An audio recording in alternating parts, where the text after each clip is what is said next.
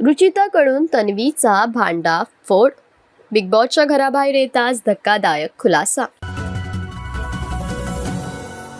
Big boss मराठीच्या गेल्या आठवड्यात रुचिता जामदारने घरातून एक्झिट घेतली. रुचिताच्या एक्झिटनं सगळ्यांनाच मोठा धक्का बसला. घरातील सदस्य आणि चाहतेही आश्चर्यचकित झाले होते.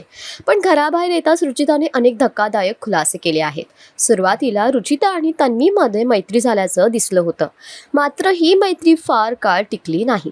तन्वी टोळीतून बाहेर पडल्यानंतर रुचितासोबत तिचं अनेकदा भांडण झालं.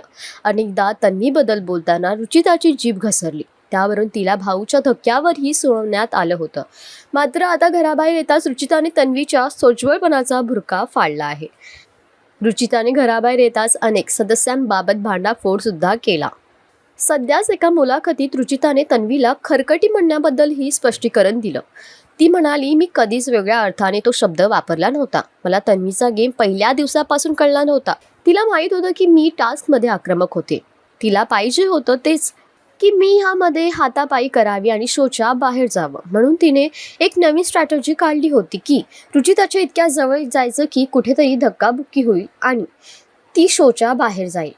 ती पुढे म्हणाली, आता साहजिकच हे दाखवलं गेलं नाही, पण शोमध्ये सगळ्यांना माहीत होतं की मला स्मोकिंगचा खूप त्रास आहे. मला तो वास सहन होत नाही.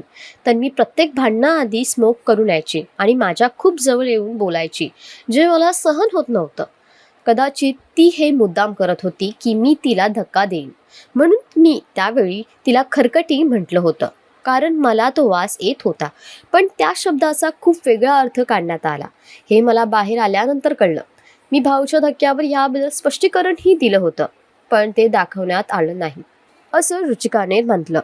तुमचं काय म्हणणं यावर आम्हाला कॉमेंटमध्ये नक्की सांगा. आणि अशाच मराठी अपडेट्ससाठी आमचं चॅनल वायर मराठीला सबस्क्राईब नक्की करा. आणि अशाच मराठी अपडेट्ससाठी आमचं चॅनल वायर मराठीला सबस्क्राईब नक्की करा.